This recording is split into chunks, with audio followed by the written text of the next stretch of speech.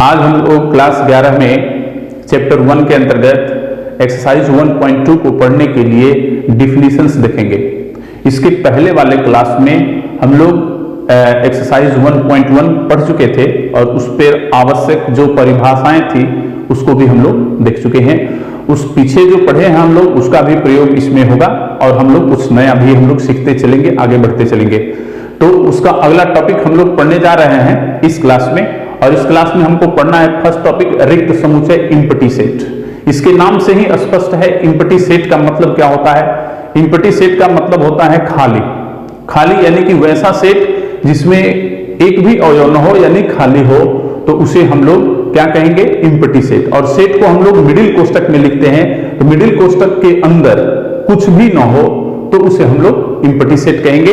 उसका डिफिनीशन ये यहां पर दिया गया है कि वैसा सेट जिसमें एक भी एलिमेंट नहीं होता है या तो वो रिक्त कहलाता है, रिक्त सेट कहलाता है यानी कि इम्पटी सेट कहलाता है, और इसे फाई या मझोला कोष्टक से हम लोग डिनोट करते हैं। यहां पर हम लोग देखिए एक एग्जांपल्स दिए गए हैं। x such that 1 less than x less than 2, x एक प्राकृत संख्या है। यहां पर हम लोग देख रहे हैं कि x जो है वो नेचुरल नंबर हम लोग लिए हुए हैं 1 और 2 के बीच, और हम लोग जानते हैं कि 1 और 2 के बीच कोई नेचुरल नंबर नहीं होता है, इसलिए इसे हम लोग खाली कोष्टक में रखेंगे और इसे लिखेंगे कि a रिक्त समुच्चय। उसके अगला टॉपिक रिक्त समुच्चय के बहुत सारे उदाहरण हैं, आप लोग बहुत सारे उदाहरण लिख सकते हैं। जैसे हम लोग इसी रूप में यदि लिखना होगा हम लोग को कोई दूसरा उदाहरण, तो हम लोग लिखेंगे x such that x किसी बालकों के विद्यालय में लड़कियों की संख्या। तो बालकों के विद्यालय में लड़की होती नहीं है तो एक भी लड़की प्राप्त नहीं होगी, इसलिए वो भी इम्पटी सेट होगा। या हम लोग लिख देंगे कि x such that, जैसे मान लीजिए एक और उदाहरण ले लेते हैं, x such that x square plus 1 equal to 0। तो यहां पर हम लोग को x का एक ऐसा मान रखना है जिसका स्क्वायर कर दें और 1 में जोड़ दें तो वो 0 हो जाए। ऐसा कोई अंक हमारे पास नहीं है, किसी भी अंक में, न नेचुरल में न रियल में है, न परिमेय संख्या, कोई भी संख्या में वो संख्या प्राप्त नहीं होगी, इसलिए ये भी एक इम्पटी सेट हो जाएगा। ऐसे बहुत सारे उदाहरण हैं इम्पटी सेट के, इन्फिनिटिव एग्जांपल्स हैं, उसमें से कोई भी एग्जांपल्स हम लोग लिख करके यहां पर हम लोग रख सकते हैं। नेक्स्ट टॉपिक है हमारा परिमित और अपरिमित यानी फाइनाइट और इनफाइनाइट सेट।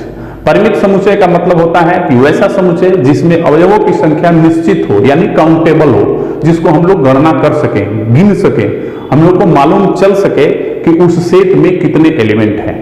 ठीक है, तो वैसे सेट को हम लोग परिमित अन्यथा अपरिमित कहेंगे। परिमित सेट में जो इम्पटी सेट होता है वो भी फाइनाइट सेट होता है यानी कि परिमित होता है। इम्पटी के मतलब जो खाली, हमको पहले से ही मालूम है कि वो खाली है, इसलिए वो परिमित यानी कि फाइनाइट सेट कहलाएगा। और उस सेट में यदि अवयवों की संख्या, एलिमेंट को हम लोग गिन सकते हैं, काउंट कर सकते हैं, तो वो परिमित कहलाएगा, अन्यथा अपरिमित होगा। उसको भी हम लोग देख लेते हैं। इस फाइनाइट एंड इनफाइनाइट सेट के अंतर्गत फर्स्ट पॉइंट हम लोग लिए हैं फाइनाइट सेट का, वैसा समुच्चय जो रिक्त है या जिसमें अवयवों की संख्या निश्चित हो परिमित समुच्चय कहलाता है। जैसे देखिए यहाँ पर दो उदाहरण दिए हैं हम, a बराबर 1 2 3 4, b बराबर 1 2 3 डॉट 1000। 1 2 3 4 में हम लोग देख रहे हैं कि इसमें एलिमेंट जो है वो 4 एलिमेंट है। कोई हम लोग हमसे क्वेश्चन करेगा कि सेट ए में कितने एलिमेंट है, तो हम लोग बताएंगे 4, क्योंकि इसको हम लोग गणना कर सकते थे, गणना किए हम लोग, कर सकते हैं, इसलिए हम लोग बताए यहाँ पर। तो ये फाइनाइट सेट हो गया। और इसमें भी हम लोग यदि पूछेगा कि कितने एलिमेंट हैं तो हम लोग बोलेंगे 1000, क्योंकि 1 से स्टार्ट है, 1000 पर जाकर खत्म हुआ है, तो इसमें 1000 एलिमेंट है, तो ये भी फाइनाइट सेट हो गया क्योंकि इसको हम लोग गणना कर सकते हैं। ठीक है, अगला है इनफाइनाइट सेट। वैसा सेट जिसमें अवयवों की संख्या अनिश्चित हो या अनकाउंटेबल हो, उसे हम लोग इनफाइनाइट सेट कहते हैं। जैसे देखिए 1 2 3 यानी नेचुरल नंबर लिख करके हम लोग डॉट डॉट कर देंगे, तो आगे हम लोग ये ध्यान रखना है कि आगे हम लोग ये जो डॉट डॉट दिया है वो दर्शा रहा है कि आगे भी इसमें एलिमेंट लिखे जा सकते हैं, लेकिन कहां तक लिखे जा सकते हैं वो क्लियर नहीं है। जैसे यहां पर देखिए इस सेट में कहां तक लिखे हैं, 1000 तक। उसी तरह यदि इसमें भी लिखा गया होता तो ये भी फाइनाइट हो जाता, लेकिन ये फाइनाइट नहीं है, ये डॉट डॉट है। और ध्यान दीजिएगा कि किसी भी सेट के अंतर्गत इनफाइनाइट्स के अवयव को, सारे अवयव को हम लोग नहीं लिख सकते हैं, क्योंकि वो बहुत बड़ी एलिमेंट वाला सेट होता है, तो उसको इसी प्रकार से हम लोग लिखते हैं। ठीक है, शुरुआत वाला 2-3 एलिमेंट को हम लोग लिख करके आगे डॉट डॉट का बिंदी का चिन्ह दे देते हैं। उसी तरह देखिए यहाँ पर इवन नेचुरल नंबर है, सम प्राकृत संख्या, सम संख्या को हम लोग यदि लगातार लिखेंगे तो उसे इवन नेचुरल नंबर कहा जाता है। तो 2, 4, 6 डॉट डॉट आगे हम लोग जानते हैं कि इवन नेचुरल नंबर भी इंफिनिटी होता है, इसलिए इंफिनिटी एलिमेंट को इसमें हम लोग नहीं लिख सकते हैं। तो इस प्रकार के सेट को हम लोग केवल पहचानना है। इस प्रकार से यदि रहेगा तो उसे इनफाइनाइट, और इस प्रकार से यदि रहेगा तो फाइनाइट, या इम्पटी सेट रहेगा तो भी फाइनाइट।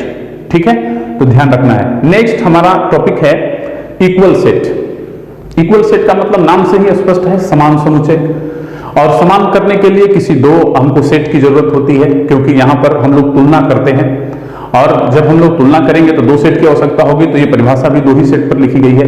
दोनों सेट में से फर्स्ट सेट ए में का प्रत्येक अवयव यदि सेम टू सेम अवयव बी में हो और बी के भी सभी अवयव ए में हो, तो वैसी स्थिति में हम लोग कहते हैं कि दोनों समुच्चय समान समुच्चय है, और उसे ए बराबर बी द्वारा सूचित किया जाता है। यही सेट में डिफिनेशन में लिखा गया है, किसी दो समुच्चयों ए और बी में ए का प्रत्येक अवयव बी में हो, ए का सभी अवयव बी में हो और बी का सभी अवयव ए में हो, तो समुच्चय ए और बी समान समुच्चय कहलाते हैं तथा इसे ए बराबर बी द्वारा सूचित किया जाता है, डिनोट किया जाता है। जैसे देखिए यहाँ पर हम एक एग्जांपल लिखे हुए हैं 1, 2, 3 और इसको लिखे हैं 3, 1, 2।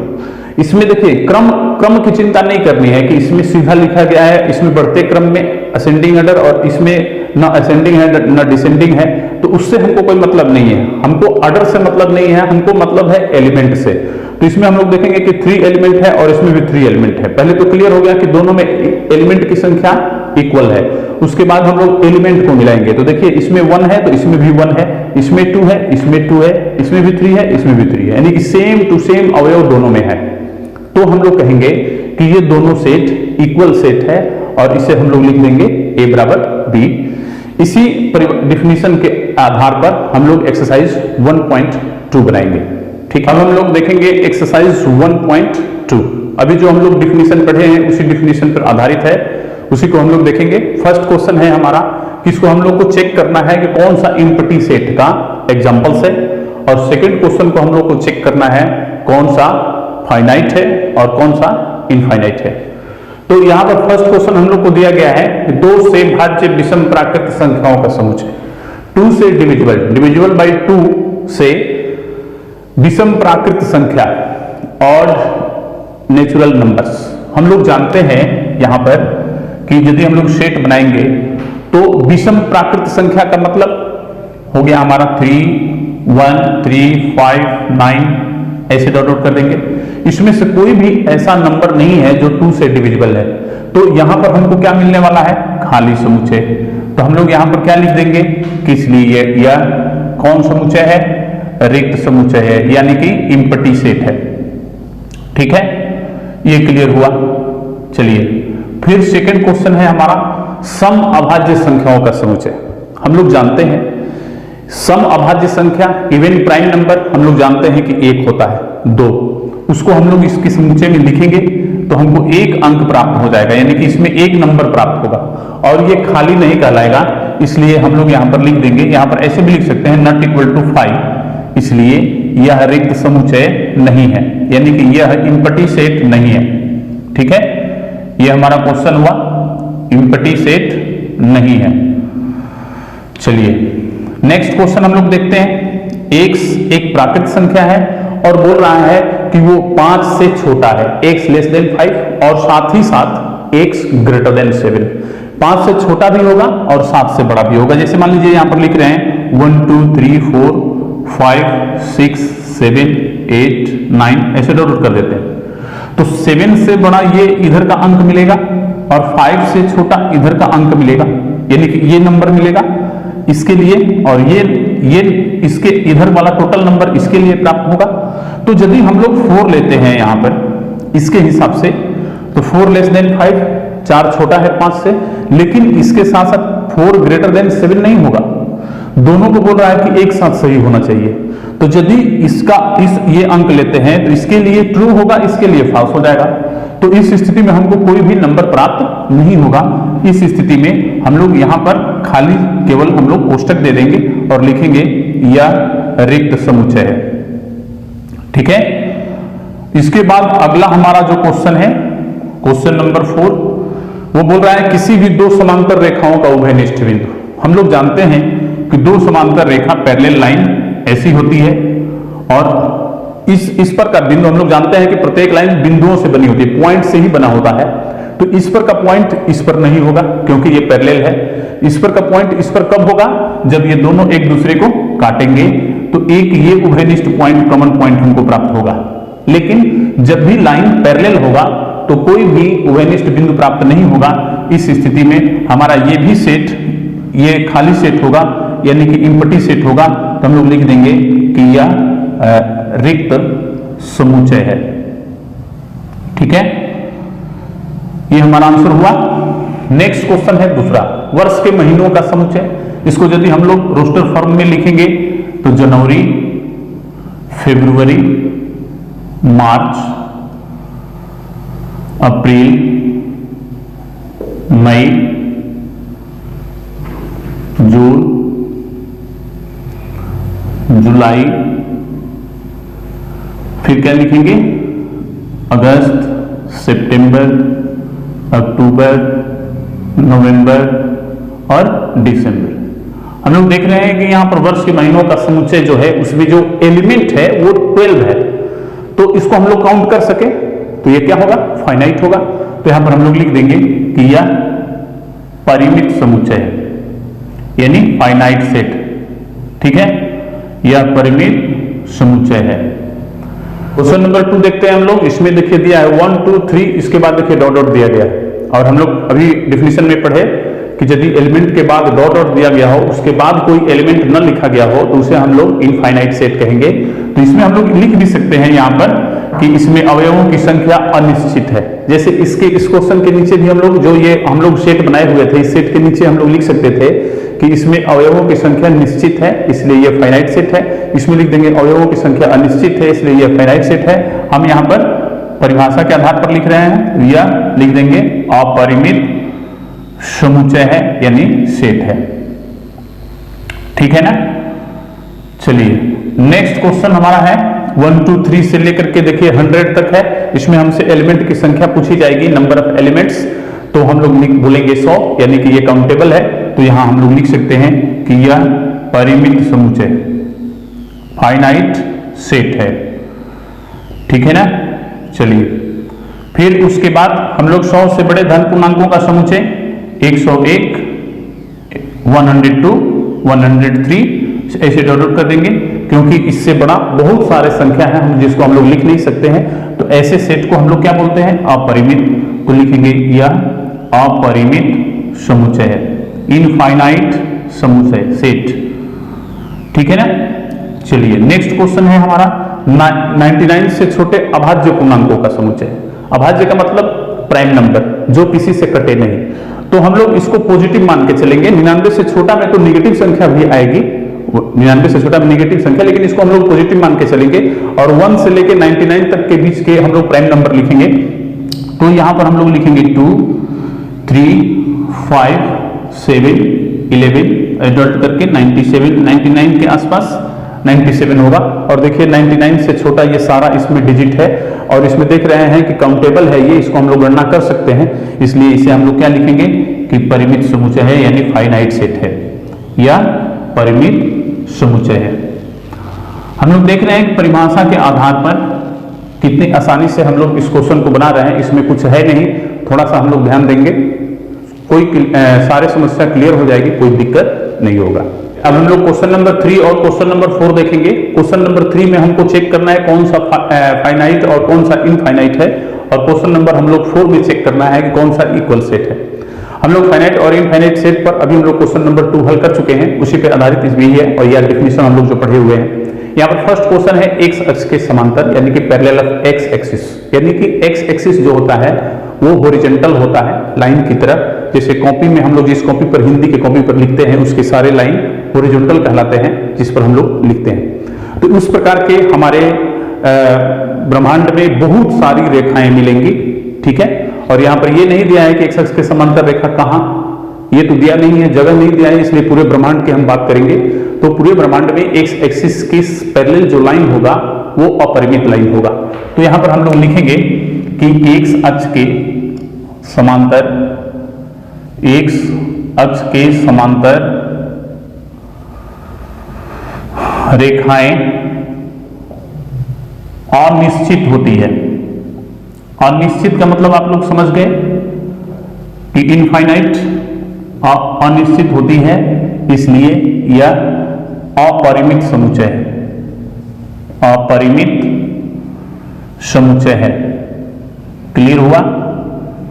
चलिए नेक्स्ट क्वेश्चन है हमारा अंग्रेजी वर्णमाला के समुच्चय। हम लोग जानते हैं कि अंग्रेजी वर्णमाला ए से स्टार्ट होता है और जेड तक जाता है। तो हम लोग जानते हैं कि इसमें कितने अक्षर होते हैं, तो इसमें हम लोग ये भी जानते हैं कि इसमें कितने एलिमेंट होंगे, यानी कि ये काउंटेबल है। तो इस स्थिति में हम लोग लिख सकते हैं, यहाँ पर जैसे यहाँ पर कॉस दिखा है, उसी तरह लिख सकते हैं कि अंग्रेजी वर्णमाला के अक्षरों की संख्या निश्चित है, इसलिए यह परिमित सेट है। हम डायरेक्ट यही लिखेंगे कि यह परिमित है, यानी फाइनाइट, परिमित समुच्चय है। ठीक है। चलिए उन संख्याओं का समुच्चय जो 5 के गुणज है। तो 5 के गुणज आप लोग जानते हैं ना, क्या क्या होता है? 5 होता है, 10 होता है, 15 होता है, ऐसे डॉट करके बहुत सारी संख्याएं होती है। तो ये इनफाइनाइट सेट के एग्जांपल है। तो यहां पर हम लोग लिख सकते हैं, इसके नीचे आप लोग एक लाइन लिख लीजिएगा कि समुच्चय में अवयवों की संख्या अनिश्चित है, इसलिए यह अपरिमित समुच्चय है, अपरिमित समुच्चय है, यानी कि इनफाइनाइट सेट है। चलिए पृथ्वी पर रहने वाले जानवरों का समुच्चय। हम लोग जानते हैं कि पृथ्वी पर कितने प्रकार के जानवर रहते हैं, उन सबका नाम हम लोग जानते हैं। तो भी नाम से हमको मतलब है, उनकी संख्या से मतलब नहीं है। यहाँ पर संख्या नहीं दिया गया है, केवल जानवरों का समुच्चय दिया गया, यानी कि जानवर का नाम लिखना है। तो नाम तो काउंटेबल होगा ही, तो हम लोग लिख देंगे कि जानवरों के नाम, जानवरों के समुच्चय में अवयव यानी कि एलिमेंट निश्चित है। ठीक है ना, निश्चित है, इसलिए यह परिमित समुच्चय है। ठीक है, परिमित समुच्चय है। चलिए नेक्स्ट क्वेश्चन है हमारा मूल बिंदु से होकर जाने वाले वृत्तों के समुच्चय। तो देखिए मूल बिंदु का मतलब यही होता है ना, इससे वृत्त जाएगा एक, फिर थोड़ा सा त्रिज्या बढ़ा देंगे, फिर थोड़ा सा त्रिज्या बढ़ा देंगे, फिर थोड़ा सा त्रिज्या बढ़ा देंगे। ऐसे देख रहे हैं ना कितने वृत्त होकर जा रहा है, ऐसे अनगिनत वृत्त होकर जाएगा। तो इस स्थिति में हम लोग क्या लिखेंगे यहां पर कि मूल बिंदु से जाने वाला वृत्त अनिश्चित है, इसलिए यह अपरिमित समुच्चय है, इनफाइनाइट सेट है, अपरिमित समुच्चय है। ठीक है। चलिए क्लियर हुआ। क्वेश्चन नंबर 4 हम लोग इसमें इक्वल सेट के लिए हम लोग क्या करते हैं, पहले देखेंगे कि दोनों में एलिमेंट सेम है कि नहीं। 1 2 3 4 1 2 3 4 दोनों में एलिमेंट सेम है। अब हम लोग इच एलिमेंट्स को हम लोग देखेंगे कि दोनों में है कि नहीं। तो देखिए इसमें ए है, इसमें भी ए है, इसमें बी है, इसमें बी है, इसमें सी है, इसमें सी है, इसमें डी है, इसमें डी है, सारे अवयव मिल रहे हैं। तो हम एक में लिख देते हैं केवल ए का प्रत्येक अवयव बी में तथा बी का प्रत्येक अवयव यानी कि ईच एलिमेंट ए में है, इसलिए ए बराबर बी, यानी कि ए और बी समान समुच्चय है। उसी तरह यहां पर देखिए 4 8 12 16, तो इसमें 4 है तो इसमें 4 है, इसमें 8 है तो इसमें भी 8 है, इसमें 12 है, इसमें 12 नहीं है। तो हम लोग वही चीज यहां पर दिखा देंगे कि चूंकि 12 एलिमेंट ऑफ ए, लेकिन 12 नॉट एलिमेंट ऑफ बी, या हम लोग इसको भी दिखा सकते थे 18 को कि 18 एलिमेंट ऑफ बी लेकिन 18 नॉट एलिमेंट ऑफ ए, इसलिए यहां पर हम लोग लिख सकते हैं कि ए नॉट इक्वल टू बी। इसका मतलब ये हुआ कि ए और बी इक्वल सेट नहीं है। क्लियर हुआ? क्वेश्चन नंबर 3, 2 4 6 8 0 और सेकंड जो है ये सेट बिल्डर फॉर्म में है, इसको भी हम लोग रोस्टर फॉर्म में लिख लेंगे। तो लिखेंगे तो क्या होगा, यहां पर दिया है सम धन पूर्णांक है, इवन पॉजिटिव इंटीजर, और वो क्या है x लेस देन 10 है, यानी 10 से छोटा है, और इक्वल टू है तो 10 के बराबर भी होगा। तो क्या क्या मिलेगा, 2 4 6 8 10। अब हम लोग देखेंगे कि इसमें और इसमें अवयव सेम टू सेम है, तो यही चीज हम लोग लिखेंगे, a का प्रत्येक अवयव b में तथा b के प्रत्येक अवयव a में है।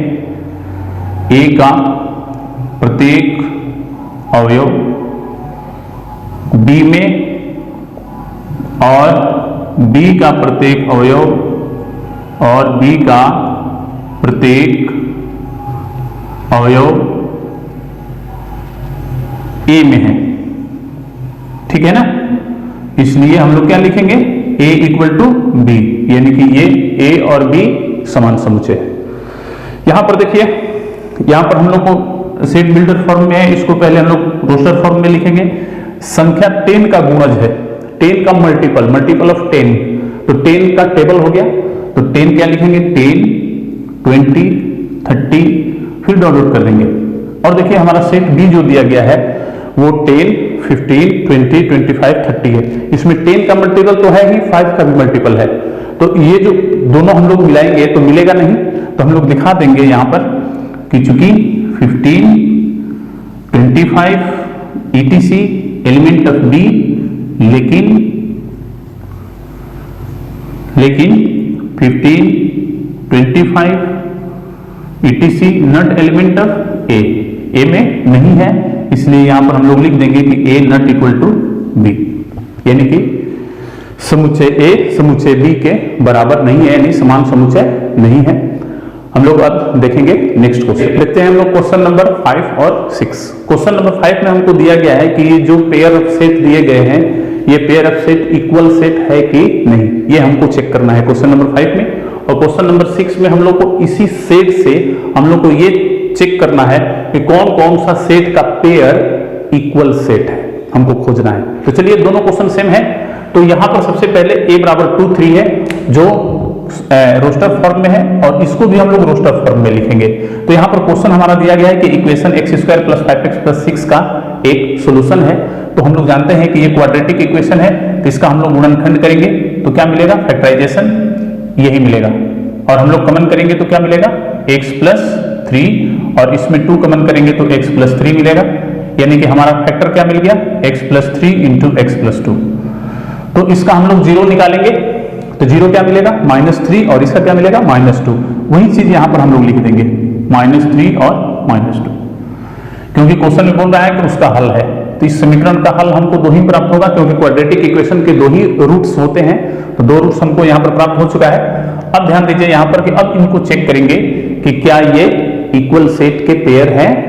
तो देखिए इसमें 2 3 है पॉजिटिव और इसमें 2 3 है नेगेटिव। नंबर तो सेम है लेकिन साइन पॉजिटिव है, इसलिए हम लोग इसको इक्वल नहीं कर सकते हैं। तो यहां पर हम लोग लिखेंगे कि a का प्रत्येक अवयव, कारण सहित कॉज पूछ रहा है तो हम लोग को कॉज लिखना पड़ेगा यहां पर, a का प्रत्येक अवयव b में नहीं है, बस इसके आगे लिखने की जरूरत नहीं है, और हम लोग डायरेक्ट लिख देंगे कि इसलिए यह युग्म समान समुच्चय नहीं है, समान समुच्चय नहीं है। ठीक है ना? अब देखिए यहां पर हम लोग फॉलो शब्द का एक अक्षर लिखे हैं, तो a बराबर हमको क्या मिलेगा, हम लोग इसको रोस्टर फॉर्म में लिखेंगे तो F O, एक L लिखेंगे, दूसरा L छोड़ देंगे, O भी छोड़ देंगे, W लिखेंगे, क्योंकि हम लोग जानते हैं ना कि एक ही अवयव को सेट में दोबारा नहीं लिखा जाता है। तो इसको लिख दिए, और B बराबर हमको क्या मिल गया, वोल्फ है, तो W O L F। अब हम लोग मिलाएंगे, दोनों में 4 4 एलिमेंट है और दोनों में सेम है, F है, O है, L है, W है। तो हम लोग लिख देंगे कि A का प्रत्येक अवयव ए का प्रत्येक अवयव बी में और बी का प्रत्येक अवयव ए में है, प्रत्येक अवयव ए में है, इसलिए लिख देंगे कि यह युग्म समान समुच्चय है। ठीक है, क्वेश्चन नंबर 6 से हम लोग यही चेक करना है केवल कि कौन कौन सा पेयर समान युग्म है। हम लोग इसमें देख रहे हैं 2 4 8 12, इसमें किसी में से भी हम लोग देख रहे हैं कि 2 4 8 12 नहीं है, इसलिए सेट ए का कोई भी पेयर इक्वल सेट नहीं बनेगा।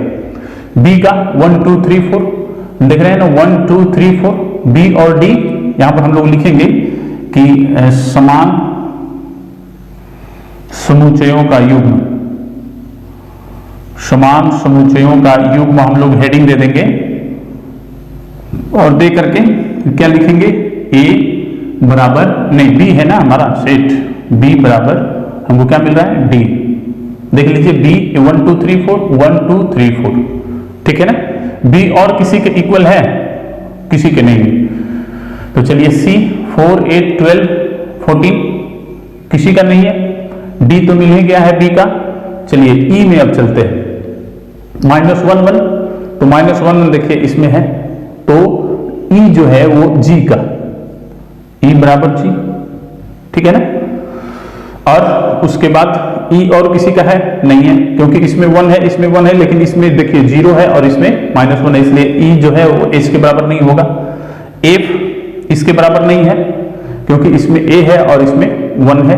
तो हम लोग यहां पर देख रहे हैं कि केवल हम लोग को 2 ही पेयर ऑफ सेट प्राप्त हो रहा है जो इक्वल सेट के उदाहरण है। ठीक है, हम लोग इस क्लास में एक्सरसाइज 1.2 खत्म कर चुके हैं। नेक्स्ट क्लास में हम लोग 1.3 को पढ़ने के लिए हम लोग डिफिनीशंस पढ़ेंगे, उसमें जो फॉर्मूला है फॉर्मूला पढ़ेंगे और उस पर आधारित हम लोग क्वेश्चन हल करेंगे। आज की क्लास में इतना ही, धन्यवाद।